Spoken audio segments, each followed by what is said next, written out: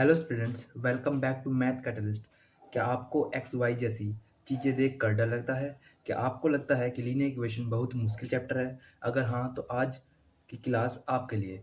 आज हम class 8 maths chapter 2 linear equation in one variable शुरू करने जा रहे हैं। इस चैप्टर में हम समझेंगे variables, equation, term, linear equation किसे कहते हैं, एक्स की वैल्यू हम कैसे निकालते हैं, इस तरीके की चीज़ें हम समझेंगे। एनसीईआरटी कुछ एग्जाम्पल करेंगे। मैं आपको इस चैप्टर के बिल्कुल बेसिक से स्टेप बाय स्टेप पढ़ाऊंगा, ताकि अगर आपको अलजेब्रा से डर लगता है तो वह डर आज ही खत्म हो जाए। तो पेन कॉपी निकालिए और चलिए शुरू करते हैं chapter 2 linear equation in one variable. सबसे पहले हम समझेंगे कि वेरिएबल क्या होते हैं।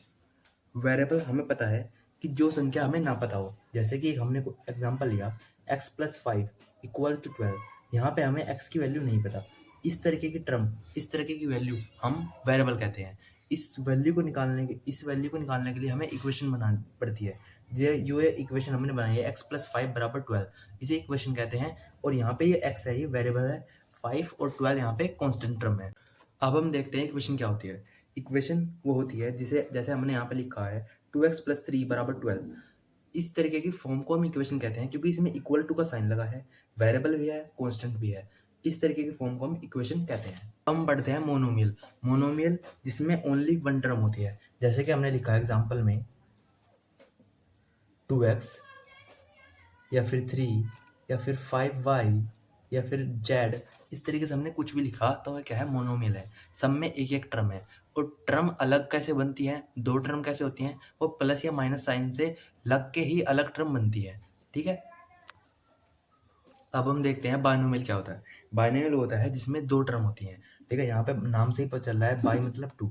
ठीक है, जैसे हमने लिखा 2x+3, तो यहाँ पे कितनी टर्म है, दो टर्म है। और दो टर्म अलग कैसे बन रही है, एक टर्म ये, एक टर्म ये, बीच में प्लस का साइन है, कहीं पे माइनस का साइन होगा, जैसे 3x+2 या फिर 3x-1। यहाँ पे माइनस का साइन है, तो माइनस साइन से दो टर्म अलग हो रही है। ठीक है, एक टर्म ये, एक टर्म है, तो इसलिए टू टर्म हो गई। यहाँ पे दो टर्म है, मल्टीप्लाई के साइन से अलग नहीं होती। जैसे हमने अगर हम यहाँ पे लिया कि 3xy, तो यहाँ पे ये ऐसा नहीं है कि ये दो टर्म है, ये एक ही टर्म होगी। अगर हम इसमें यहाँ पे +-1 या 2 कर देंगे, तब यहाँ पे टू टर्म हो जाएंगी। राइट, अब हम देखते हैं ट्राइनोमियल किसे कहते हैं। ट्राइनोमियल वो होता है जिसमें तीन टर्म होती हैं। ट्राइनोमियल में क्या है, तीन टर्म होती है। जैसे एग्जांपल लेते हैं हम, जैसे हमने लिया 2x प्लस के 5y+3, तो यहाँ पे क्या है, तीन टर्म है। ठीक है, और ऐसे एक होगा एग्जांपल लिया 2x माइनस के 3y माइनस के 2। ठीक है, यहाँ पे तीन टर्म हो चुके हैं, तो इसलिए कहते हैं ट्राइनोमियल। राइट, हमने वेरिएबल के बारे में पढ़ लिया, कांस्टेंट के बारे में पढ़ लिया। अब हम पढ़ते हैं लीनियर इक्वेशन होती क्या है। लीनियर इक्वेशन किसे कहते हैं। लीनियर इक्वेशन वो होती है जैसे 2x प्लस ऑफ 3, यहाँ पे क्या है, जो ये इक्वेशन है, इसमें यहाँ पे जो x की पावर है, जो वेरिएबल की पावर है, वो 1 है। अगर यहाँ पे x वेरिएबल की पावर, अगर वेरिएबल की पावर 2 हो गई, तो ये लीनियर इक्वेशन नहीं कहलाएगी। लीनियर इक्वेशन वही होती है जिसमें वेरिएबल की पावर हमेशा 1 होती है या 1 से छोटी होती है। वेरिएबल की पावर 1 होती है, तो वही लीनियर इक्वेशन होती है। अगर यहाँ पे वेरिएबल की पावर 3 हो गई या 5 हो गई, कुछ भी, जो मैक्सिमम वेरिएबल की पावर है वो 1 ही होनी चाहिए।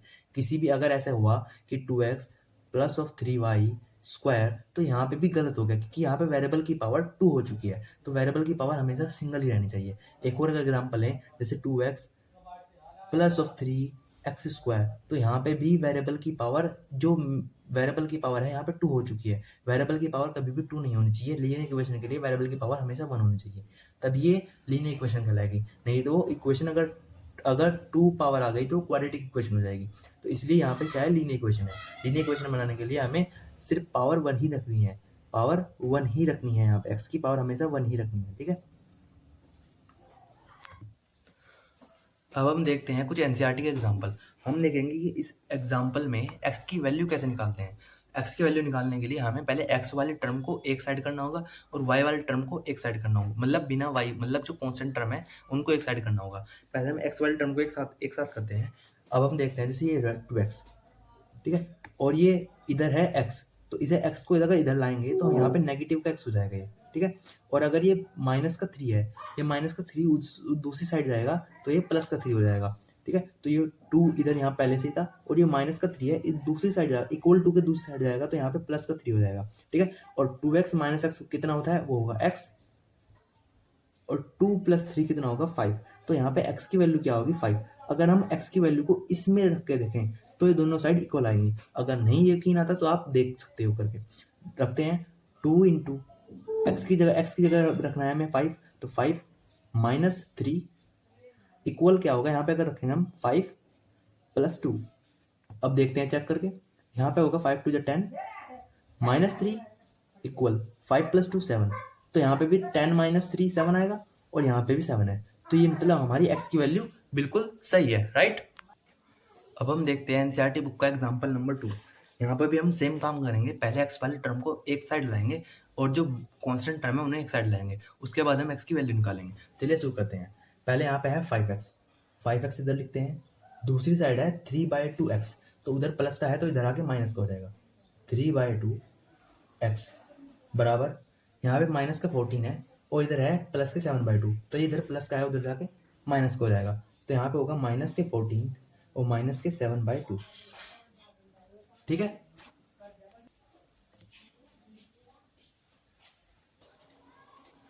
अब हम इस साइड में हम एलसीएम लेंगे, एलसीएम यहाँ पे आएगा 2, ठीक है। और यहाँ पे 1 है तो 1 टू 2 और 2 5 10 हो जाएगा, यहाँ पे हो जाएगा 10x माइनस के 3x, ठीक है। और इधर ऐसे ही एलसीएम लेंगे हम, यहाँ पे आएगा एलसीएम 2 और यहाँ पे 1 है तो 1 टू 2 और 14 टू होगा 28, माइनस के 28 और माइनस के 7, ठीक है। और यहाँ पे आ जाएगा 10 माइनस 3x तो हो जाएगा 7x/2 और इधर हो जाएगा माइनस के 35/2। यहाँ पे 2 से 2 कट जाएगा, या मल्टीप्लाई करके काटेंगे तब भी ऐसा ही होगा। तो यहाँ बचेगा 7x बराबर के माइनस के 35 और x बराबर हो जाएगा माइनस के 35/7 और इसे काटेंगे तो ये हो जाएगा माइनस के 5। तो x की वैल्यू आएगी माइनस के 5। अब हम देखते हैं एग्जाम्पल नंबर 3। इसमें दिया हुआ है 6x plus 1/3 plus 1 equal to x minus 3/6। इसको हम कैसे सोल्व करते हैं, पहले हम यहीं पे ही एग्जाम्पल इसमें एलसीएम ले लेंगे। एलसीएम लेंगे, यहाँ पे एलसीएम आएगा 3 और यहाँ पे हो जाएगा 6x प्लस 1 और प्लस यहाँ पे 1 है तो 1 3 3, यहाँ पे 3 हो जाएगा इक्वल x माइनस 3/6, ठीक है। इतना हुआ सॉल्व। अब आगे करते हैं, ये आएगा 6x plus 3 plus 1 4/3 equal x minus 3/6, ठीक है। इसके बाद हम क्रॉस मल्टीप्लाई करेंगे इसमें, ठीक है। क्रॉस मल्टीप्लाई करके इसे हम सोल्व करेंगे। करते हैं, 6 इधर मल्टीप्लाई करेंगे, 6 ये हो जाएगा 6x प्लस 4 बराबर 3 इंटू एक्स माइनस 3, ठीक है। इतना सॉल्व हुआ। अब इसे 3 से हम इसे काट सकते हैं, 3 2 6 तो यहाँ हुआ 2 और 2 से 6 की मल्टीप्लाई करेंगे, यहाँ पे आएगा 12x प्लस और 2 4 हो जाएगा 8 बराबर x माइनस 3। अब यह सिंपल इक्वेशन बन चुकी है, इसे हम आगे सोल्व करते हैं। हमें एग्जाम्पल नंबर 3 को सोल्व कर रहे थे और हम यहाँ पे पहुँच गए 12x प्लस 8 बराबर x माइनस 3।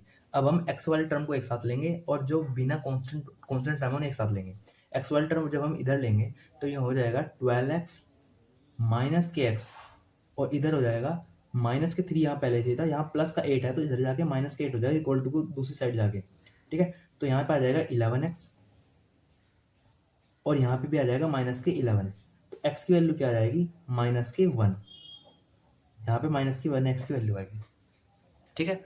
चलो अब देखते हैं नेक्स्ट एग्जाम्पल। अब हम देखते हैं नेक्स्ट एग्जाम्पल नंबर 4। यहाँ पे हम 5x पहले कॉमन ऐसे रखते हैं, ठीक है। और ये 2 को अंदर मल्टीप्लाई करेंगे तो माइनस के 4x हो जाएगा और प्लस के जब अंदर मल्टीप्लाई होगा तो 2 7 14 और माइनस माइनस प्लस हो जाएगा, ठीक है। 14 हो जाएगा यहाँ पे इक्वल, ऐसे ही यहाँ पे मल्टीप्लाई करते हैं, ये हो जाएगा 6x और यहाँ पे 2 1 2 माइनस के 2 प्लस 7/2। अब हम वही सिंपल बन गया, एक्स वाले टर्म को एक साइड और जो कॉन्स्टेंट टर्म है उन्हें एक साइड, ठीक है। यहाँ पे 5x माइनस 4x पहले हम x लिख लेते हैं और इसे 6x को इधर ले आएंगे तो माइनस के 6x हो जाएगा, ठीक है। ऐसे ही यहाँ पे प्लस के 14 है, उधर जाके माइनस के 14 हो जाएगा तो हम लिखते हैं 7/2 माइनस के 2, इतना कॉमन था ही 7/2 हमने आगे लिख लिया क्योंकि पॉजिटिव है या नेगेटिव है। ऐसे ही यहाँ -14 है तो इधर जाके हो जाएगा ये प्लस के 14 है, इधर जाके हो जाएगा माइनस के 14, ठीक है। और यहाँ पे हो जाएगा माइनस के 5x, ठीक है। यहाँ पे माइनस के 5x हो जाएगा इक्वल। अब हम इन दोनों को पहले सोल्व कर लेते हैं। 7/2 ये हो जाएगा माइनस के 16, ठीक है। अब हम इसे आगे सोल्व करते हैं, एलसीएम लेके सोल्व होगा ये। इधर माइनस के 5x ऐसे ही रहेगा, ठीक है। और यहाँ पे एलसीएम लेंगे हम, यहाँ पे आएगा 2, 7 माइनस के यहाँ पे आ जाएगा 32, ठीक है। इतना सॉल्व हुआ। अब यहाँ पे आ गया माइनस के 5x इक्वल, जब हम इसे सोल्व करेंगे तो ये होगा माइनस के 25, ठीक है। जब इसे हम सोल्व करेंगे तो माइनस के 25/2, ठीक है। अब इसे 2 को इधर मल्टीप्लाई कर देंगे हम, यहाँ पे हो जाएगा 10x, माइनस के 10x इक्वल माइनस के 25, माइनस से माइनस काट देंगे और x बराबर हो जाएगा 25/10, ठीक है। और जब इसे 5 से काटेंगे तो क्या हो जाएगा, 5 2 10, 5 5 25, 5/2, ठीक है। और x की वैल्यू यहाँ पे कितनी आएगी, x इक्वल हो जाएगा 5/2, ठीक है। इतना ही सोल्व हुआ। यहाँ पे एग्जाम्पल नंबर आपका 4 कंप्लीट होता है।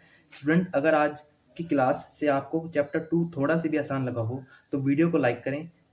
और अगर आप क्लास 8 की मैथमेटिक्स की पूरी एनसीईआरटी स्टेप बाय स्टेप पढ़ना चाहते हैं तो मैथ्स कैटलिस्ट को सब्सक्राइब कर लीजिए, क्योंकि यहाँ आपको हर चैप्टर से बेसिक से लेकर एग्जाम लेवल तक आपको आसान भाषा में पढ़ाया जाएगा। मिलते हैं अगली क्लास में, तब तक प्रैक्टिस करते रहिए, मैथ्स से दोस्ती करते रहिए। Thank you for this video.